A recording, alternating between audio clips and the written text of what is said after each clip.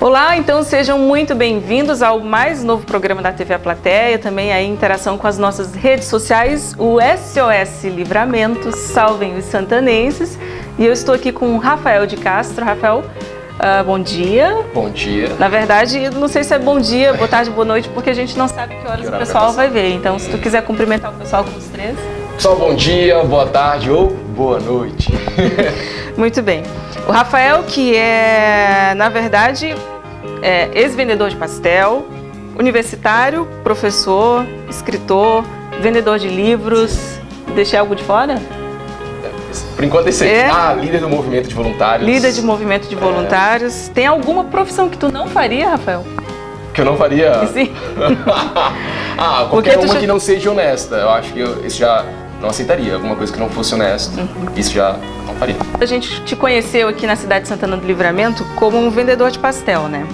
E a gente quer saber, por que tu não vendeu coxinha? Coxinha. Porque primeiro eu não sei fazer coxinha até hoje. E eu vendi o pastel porque me ofereceram. Eu nunca fiz o pastel também. Algumas pessoas não sabem, mas eu não fazia o pastel, eu não faço pastéis. Sou quase zero à esquerda na cozinha. Então por isso me ofereceram vender pastéis e eu vendi pastéis. E tu veio para Livramento para fazer universidade? Para fazer universidade, curso de Relações Internacionais na Unipampa. E naquele momento não conseguia as bolsas e precisava alguma renda. E aí apareceu a possibilidade de vender pastéis. E tu revolucionou a forma de vender pastel em Livramento, né? Dizem. Sim, eu tive que... Mas não foi fácil, né? Foi sempre assim. Então, o que é mais fácil? Vender pastel ou vender livros? O que é mais fácil? Vender pastéis. Porque o pastel, primeiro, o preço era um preço acessível, as pessoas geralmente estão com fome, e era um pastel bom, quentinho, barato, era muito mais fácil. As pessoas só precisavam ser um pouquinho agradável, educado, vende, na verdade. E o livro não. Nós temos uma cultura onde as pessoas não leem bastante. Investir em algo que você não vai ter um retorno a princípio, assim, você não tem certeza do que se trata o livro, se vai ser bom, é muito difícil. Eu digo assim, quem vende livro, vende qualquer coisa. E quem que era o teu público, assim? Geralmente eram as mesmas pessoas que compravam ou tu sempre conhecia alguém? Nos pastéis? Nos pastéis. Sim, eu acabei construindo um público, acho que 80% eram diários. Como era um produto acessível e barato e comida, né?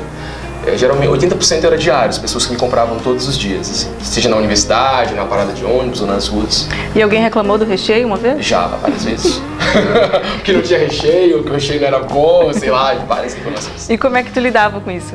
A princípio eu ficava muito mal, né? Acho que e uma das primeiras coisas que eu acho que o vendedor tem que aprender a lidar é com as críticas, com o não. E a princípio eu ficava muito mal, como assim? Não é bom o lanche, né? Mas depois, com o tempo, eu fui aprendendo que às vezes também não era nem um problema dos pastéis, às vezes era um problema da pessoa. Ela teve um dia ruim e descontava em qualquer um que aparecesse. Teve algum dia recorde assim de venda de pastéis? Tu lembra o número? Sim, o número não, mas eu lembro assim que eu tirava dos bolsos muito dinheiro depois. Foi logo no início, quando eu vendi no Antílio Paiva, um jogo que em 2010. Até coloco no livro esse relato. O Inter veio jogar aqui contra o Penharol e assim, vendemos muito, assim, muito. Que quando eu tirava o dinheiro no final do dia, era muito legal. Muita gente sabe, outras não, mas tu é do Pará, paraense, né? A tua cidade é... Chamada Jacundá. Jacundá. Muito bem, então sabendo disso, a gente agora vai fazer uma brincadeira. Eu vou te dar sempre duas opções, tá? E aí tu vai ter que escolher uma delas. Se quiser comentar um pouquinho, assim, rapidamente, não tem problema. Pinga-fogo, assim, é negócio rápido. É tipo um pinga-fogo, isso. Mas não é... Já viu um áudio de duas opções? É você tem uma opção, mas se não for essa, eu não vou me preocupar. Nunca viu essa piada? Não. Tá, tem uma piada muito legal. Depois tu conta no final. Sabendo que o Rafael é do estado do Pará, então, Joelma ou Chimbinha? Joelma. Jacundá ou Livramento? Livramento. Belém ou Pastel de Belém? Belém. José Sarney ou Marina Silva? Marina Silva. Pato no tucupi ou espinhaço de ovelha? Pato no tucupi, não comi espinhaço de ovelha ainda. Moqueca ou churrasco? Moqueca. Sério, capaz? Eu ia muito falar, sou vegetariano agora. Tá vegetariano. Virei vegetariano, mas cheguei a provar. Tem até uma coisa engraçada, porque quando eu vim pra cá, falava que o churrasco era aqui, né? Aí eu gostava muito, não era vegetariano. Eu gostava muito de churrasco, eu falei, então vamos lá que eu vou comer o churrasco. Só que eu chegava aqui e sempre quando ia ter churrasco é costela, né? Sim. Só que lá o churrasco mesmo, lá no Pará, é carne, E aqui tinha um osso junto, eu falei, não, mas eu quero carne, gente. Aí depois Picanha? Picanha, mas a costela que é saborosa e tal. Eu falei, tá. Tapioca ou pastel? Tapioca. Castanha do Pará ou castanha de caju? Castanha do Pará. Carimbó ou bailado gaúcho com Luiz Marenco? Difícil. Como eu tô aqui, vai ser difícil, né? Vou ficar com bailado. Vai ficar com bailado. Difícil ficar igual por aqui. Tu te tornou um escritor. Tu já tinha esse sonho de ser escritor ou ele nasceu? Como é que foi isso? Não, ele foi se construindo. Eu nunca imaginei que eu fosse escrever um livro, assim. E, inclusive, nunca nem fui bom nas matérias de português. Não eram as matérias, né, de escrever texto, redação. Até digo hoje que eu também não é muito fácil escrever. Eu tenho muita dificuldade, mas eu me exigi porque eu achei que seria interessante compartilhar a ideia do livro. E, então foi se construindo ao longo do tempo. E depois ficou mais claro quando eu entendi que eu precisava compartilhar com algumas pessoas a ideia de que elas precisam realizar os seus sonhos. E ao mesmo tempo eu precisava uma outra forma de custear as minhas despesas na cidade. Então casou essas duas coisas e nasceu a possibilidade de escrever um livro.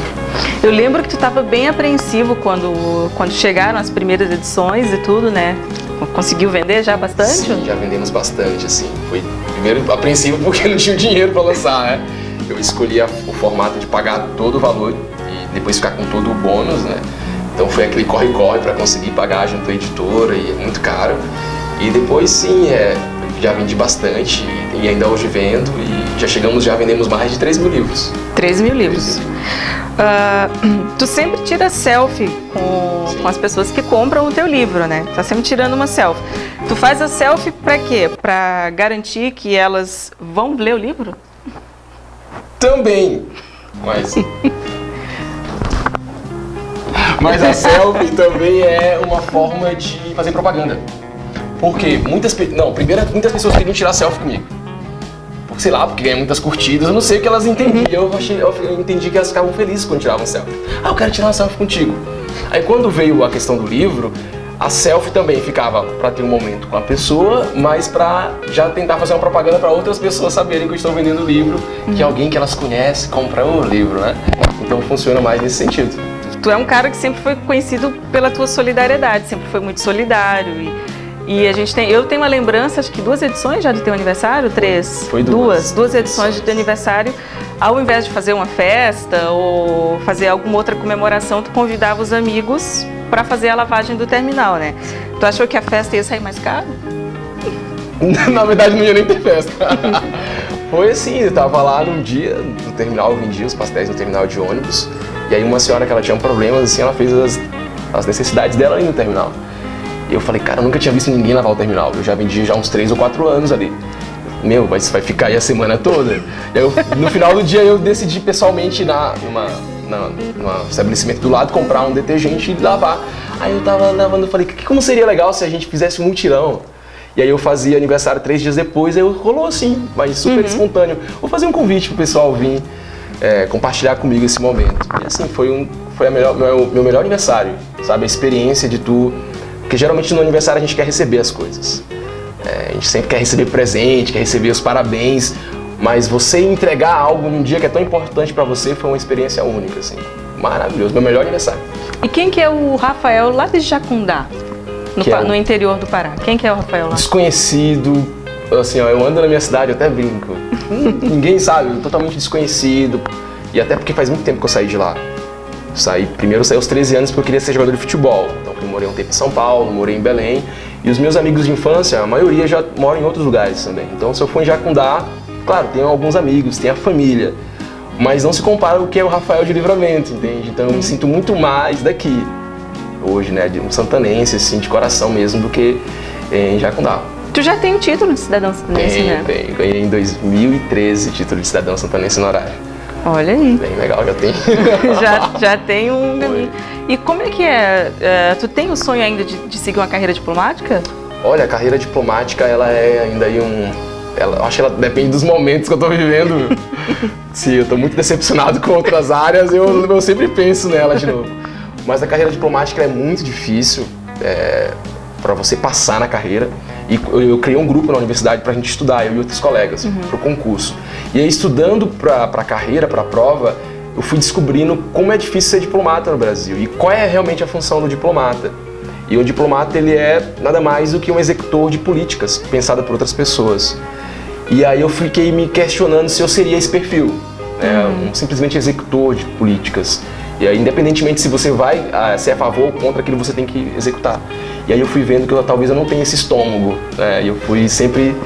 Então acho que cada vez está mais distante a diplomacia. Para se baixar a cabeça. Exatamente. Então, dependendo do presidente, da linha dele, de conduta política dele, o diplomata ele tem que executar, ele é um secretário de Estado, né? Então, eu não sei se eu ia aguentar. Sim. Aí eu vou estudar tanto para chegar lá e ver que não é isso. Não, eu comecei a pensar 2 vezes. Eu esqueci de mencionar que o Rafael também tem a carreira de palestrante, né?